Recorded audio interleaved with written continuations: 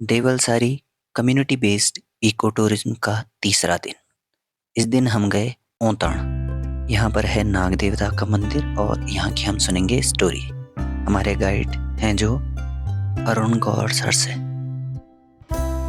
के मकान में होंगे ना थोड़े अभी जगह बैठ गई।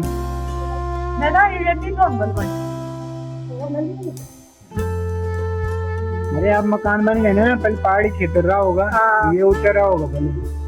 हाँ। तो यहाँ पे सभी लोग अपनी फोटोशूट और अपनी गपशप में लगे थे जब तक कि सर आते हैं और इस मंदिर के बारे में कुछ बताते हैं। देख सकते हो आप इन सबको, सभी लोग इंतजार में खड़े हैं, कुछ सेल्फी ले रहे हैं, कुछ नाग का है।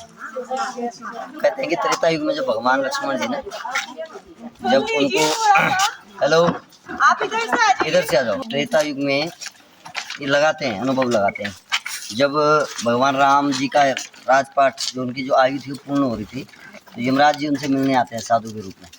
वो कहते हैं कि भाई आप जो है एकांतवास में आपकी मेरी चर्चा होगी और आप भूवचन करोगे। अगर कोई हमारी चर्चा को देखेगा सुनते हुए, हमारी यहाँ हमें देखेगा, उसके बाद दरवाज़ा बंद करने के बाद, तो हम उसको आप मृत्युदंड देंगे। तो उसने वचन दिया था भगवान राम ने। तो हुआ क्या था कि उसकी वहाँ पे जो दरवाजे पे जो ड्यूटी लगी थी वो लक्ष्मण जी की लगी थी, उनको जिम्मेदारी थी। उसी समय जो है दुर्वासा ऋषि आते हैं। तो आपको पता है दुर्वासा ऋषि कैसे होते हैं? श्राप देने वाले। तो वो कहते हैं मुझे राम से मिलना है। वो कहते हैं, अब उनके दिमाग में आता है कि अगर मैं इनको नहीं जाने दूंगा तो पूरी अयोध्या को श्राप दे देंगे, सब मरेंगे। और अगर मैं अंदर जाऊंगा तो मुझे मृत्युदंड मिलेगा, पर और तो बच जाएंगे। तो दरवाजा जैसे ही खोलते हैं तो अंदर जो है राम जी और यमराज जी के संवाद चल रहे थे। तो धर्मराज जी कह रहे थे उनको कि देखिए आपकी आयु पूरी हो गई है और अब आपको जो है, अब आप रहना चाहें आप रह सकते हैं, पर विधि के अनुसार आपकी आयु पूर्ण हो चुकी है। तो अगर आप प्रस्थान धाम के वापस लौटे तो बड़ी कृपा। उनसे याचना कर रहे थे वो।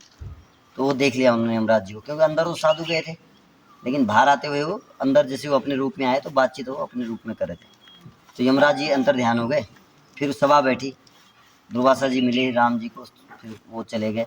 सभा बैठी तो उसमें मंथन किया गया कि भाई लक्ष्मण जी को मृत्युदंड देना है। तो जो हनुमान जी थे वो बड़े बोलते ना विद्यावान ज्ञानी थे, कहते ना, भगवान जो है वो बुद्धि के भी बहुत बड़े ज्ञानी थे, संत थे ना बहुत बड़े हनुमान जी। उन्होंने बोला कि देखो देश निकाला करना किसी व्यक्ति का मृत्यु के समान सोचेगा, तो इनको देश निकाला कर दो लक्ष्मण जी।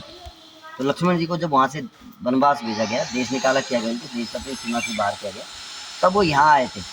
तो वो वहाँ से शर्त के रूप में आए थे। पहला पड़ाव उनका यहीं पे था। पहले दिन जो उन्होंने एक रात गुजारी यहाँ से, दूसरी रात को नागटिब्बा गए। नागटिब्बा में नागटिब्बा उन्हीं के नाम से वहाँ वो विराजमान थे। और जब वो वापस गए, जैसे भगवान राम जी जब वहाँ से अयोध्या से जब वो अंतर्ध्यान हुए, तो यहाँ से वो यमुना जी के सारे, इसके पीछे यमुना है, यमुना के सारे वैकुंठ हुए। कौन? लक्ष्मण जी। तो इस तरीके से उनकी यहाँ पे कहानी उन्होंने बनाया। जब 9 गज के आदमी होता था साइज के। ये देख रहे हैं आप, ये पत्थर देखो, ये पत्थर देखो कितने बड़े बड़े पत्थर हैं। नहीं ये चढ़ा रखे हैं, ये और गहरा था नीचे, तो ये भर भर के लोगों ने बड़ा कर दिया ना। और ये ऊपर तक भी अगर आप देखोगे ना कितने बड़े बड़े पत्थर हैं, कोई मिट्टी नहीं है इसमें। ये चिनाई का है और इसमें ये लकड़ी है। तो इसका सिर्फ ऊपर का चेंज हुआ, पहले इसमें पटाल थी, अब यहाँ के लोगों ने क्या कर दिया, उसमें वो डाल दी, चद्दर डाल दी तांबे की। और आप देख सकते हो ये 5 मंजिला है, 1 2 3 4 और ऊपर 5, ठीक है। 4 मंजिला तो ये है और ऊपर ये जो गया 5। यहाँ तो शेषनाग जी की मूर्ति है बाहर पत्थर की, देख रहे होंगे झंडी के नीचे, फन में है वो वहाँ पे। तो लोग पानी वानी डालते हैं ना, उससे मूर्ति जो है वो खराब हो रही है। और वो अगर आप वहीं पे जाओगे तो दिखेगी आपको वहाँ पे। तो यहाँ पे जो पुजारी है वो हम ही लोग हैं, कान्यकुब्ज लोग हैं, कान्यकुब्ज ब्राह्मण। यहाँ लेखवार रहते हैं और कान्यकुब्ज लेखवार वही लेखवार रहते हैं। यहाँ जो सुरकंडा की पुजारी है यहीं से जा रखे हो लेखवार, हाँ वो यहीं के जा रखे हो। तो उनका राजेश्वरी का मंदिर उधर है, उसकी पूजा करते हैं, लेकिन देवता की जो पूजा है वो हम ही लोग करते हैं। हाँ। और नागटिब्बा में भाई बंदे वही करते हैं। वहाँ पे ऊपर है नागटिब्बा में मध्य भाग, जो गुड़ियापा मैंने आपको बताया था, वहाँ उनका बीच का भाग है और पूंछ उधर है। तो पूरे पहाड़ में 3 ही जगह पे पानी है और मंदिरों में पानी निकलता है, मंदिर के अंदर पानी निकलता है। तो देखो आप कितना प्यारा है ये ना। ये अब क्या है, अब लोग ये एल्फेंस लगा रहे हैं। अगर ये नहीं लगता ना पहले वाला और बढ़िया होता, तो और अच्छा लगता।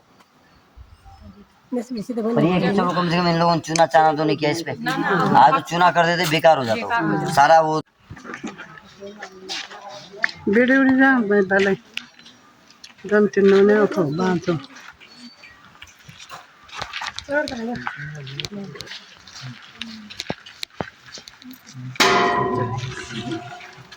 देखिए आप लोगों ने लिखा हुआ अलग मतलब होगा इसका, अलग मतलब उसने सर पे बना रखा हो ऊपर वाला ये पहाड़ियाँ बना रखी उसका, हाँ उसका ये चक्र हो पहाड़ियों का जैसा होता है। ये एक ऐसा घर है जो कि पूरा देवदार की लकड़ी से सजा है। सारा की सारी सजावट देवदार की लकड़ियों से। तो यहाँ पर चाय पानी पीने के बाद सभी को मौका मिला अंदर जाने का और देखने का कि कैसा बना है।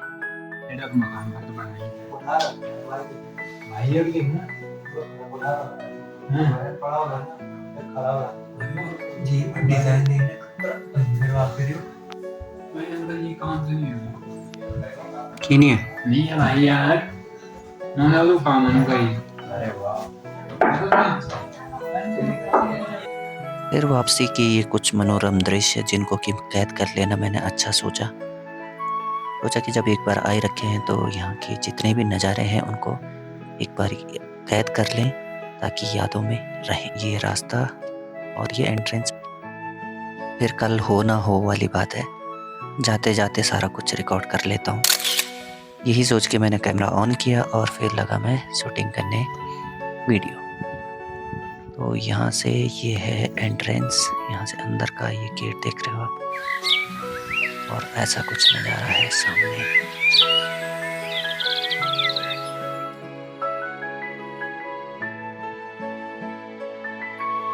शांत देवदारों के बीच ये होम स्टे है। देवदार है देखो, ये यहाँ पर तितली बनी हुई है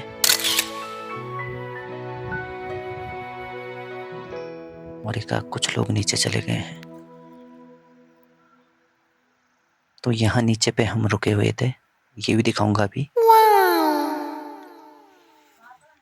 और ये यहाँ पर खाना परोसा जाता था, सारे लोग यहीं पर एकत्रित होकर खाना खाते थे। और इससे नीचे की तरफ आप देख सकते हो ये यहाँ पर ये होम स्टे है जहाँ पर हम रुके थे। नीचे 3 कमरे हैं, आसपास का ये नज़ारा है, ऊपर पहाड़ियाँ, ये फूल। चलते हैं नीचे। तो ये था हमारा कमरा जहाँ पर हम रुके थे, सारे बेड्स वगैरह, और ये ऊपर की यहाँ की सीलिंग, सारा काम लकड़ियों से है। और उसके बाद ये बाहर का नज़ारा, यहाँ पर एक लैट्रिन बाथरूम था और बाकी का नज़ारा आप देख सकते हो आसपास का। तो इसके साथ ही ये ब्लॉग होता है यहीं पर ख़त्म।